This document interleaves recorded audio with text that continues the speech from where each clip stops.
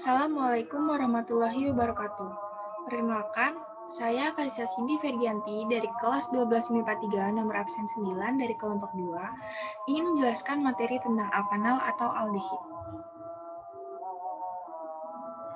Sebelumnya, apa sih alkanal atau aldehid itu? Jadi, alkanal atau aldehid merupakan senyawa turunan alkana yang memiliki rumus fungsi CnH2NO dan rumus struktur RCOH serta gugus fungsi COH. Berikut ini contoh-contoh senyawa alkanal beserta rumus strukturnya. Yang pertama ada metanal, kemudian etanal, lalu propanal. Nah, untuk penamaan, sama dengan senyawa turunan alkana yang lain, aldehid dapat diberi nama berdasarkan IUPAC maupun trivial. Pertama kita akan bahas tentang tata nama IUPAC.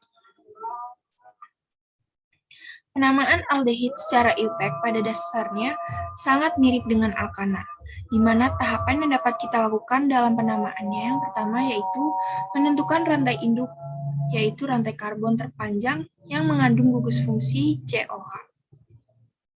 Dilanjutkan dengan nama rantai induk diturunkan dari nama rantai induk alkana dengan mengganti akhiran A menjadi al. Seperti yang ditampilkan pada tabel berikut ini. Contoh, jika rantai induknya hanya terdiri dari satu atom karbon, maka diberi nama metanal. Kemudian, jika terdiri dari dua atom karbon, diberi nama etanal, dan seterusnya. Lalu yang ketiga, penomoran rantai induk dimulai dari atom karbon pada gugus fungsi CHO. Nah, untuk aldehid, penomoran rantai induk dimulai dari atom karbon yang terdapat pada gugus fungsi COH.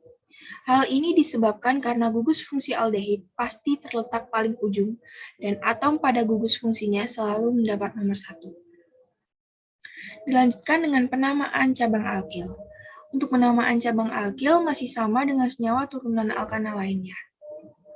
Lalu penamaan senyawa dilakukan dengan urutan nomor atom karbon yang mengikat cabang alkil, dilanjutkan nama cabang alkil, kemudian nama rantai induk.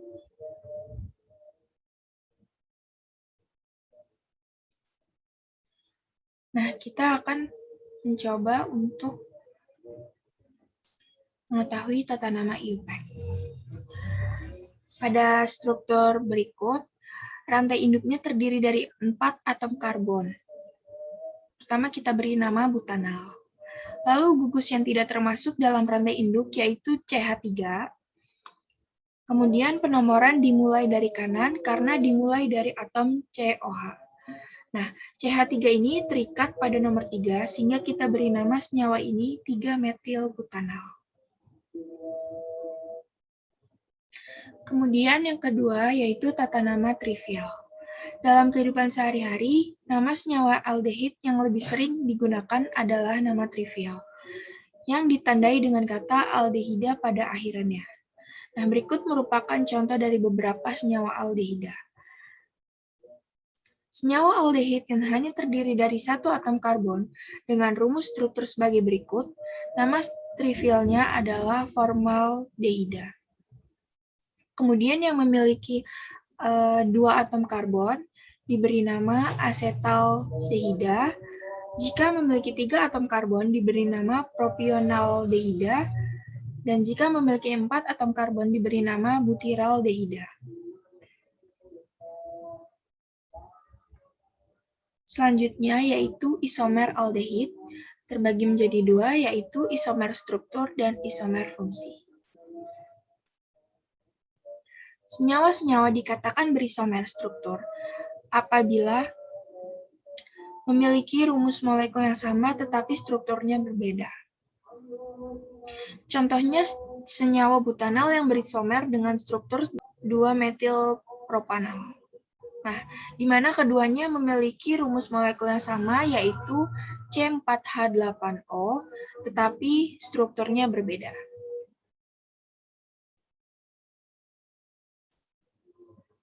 Selanjutnya yaitu isomer fungsi. Isomer fungsi adalah keisomeran yang terjadi karena perbedaan gugus fungsi di antara senyawa-senyawa yang mempunyai rumus molekul yang sama.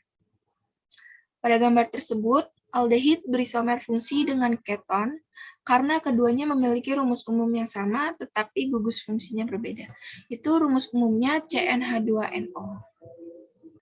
Sedangkan untuk gugus fungsinya, untuk gugus fungsi aldehid yaitu COH dan gugus fungsi keton yaitu COR. Nah, selanjutnya yaitu reaksi aldehid. Reaksi oksidasi aldehid menghasilkan asam karboksilat.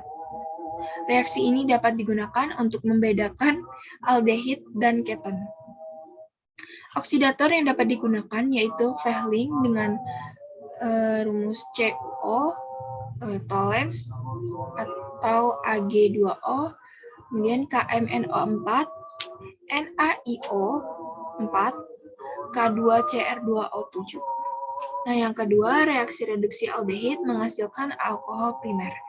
Reduktornya yaitu H2.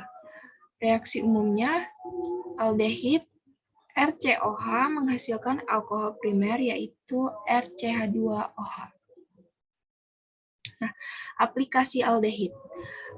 Aldehid bisa digunakan untuk membuat formalin dan plastik termoset. Sekian yang dapat saya sampaikan. Mohon maaf apabila ada salah kata. Terima kasih.